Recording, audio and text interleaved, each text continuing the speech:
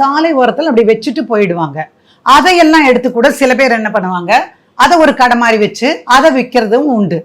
So அந்த மாதிரி இடத்துல போய் ஸ்ப்ரிங் காட்டுன்னு நம்ம ஊர்ல சொல்லுவோம். இப்படி மடக்கி வைக்கிற மாதிரி ஒரு ஸ்ப்ரிங் காட்டை வந்து அவன் வந்து வாங்கிட்டு வந்து கொடுக்குறான். 1-2 சாமான் தான் கொண்டு வந்து வைக்கிறான்.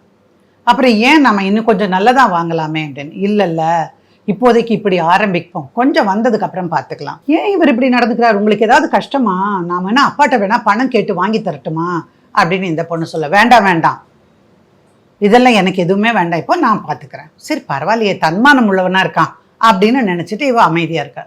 ஆனால் அந்த ஸ்ப்ரிங் காட்டு மடக்கிற காட்டாச்சா, அது படுக்கும்போது முதுகு ஃபுல்லாக வலி வந்துடுது அவளுக்கு. அப்போது முதுகு வலிக்குது அப்படிங்கிறா. அப்புறம் போய் டாக்டர்கிட்ட கூட்டிகிட்டு போகிறான். டாக்டர் அதெல்லாம் வேண்டாம், நீட்டான ஒன்று வாங்கி போடுங்க அப்படின்னெல்லாம் அவங்க சொல்கிறாங்க. இதுக்கு நடுவில் அவள் ப்ரெக்னென்ட் ஆறா.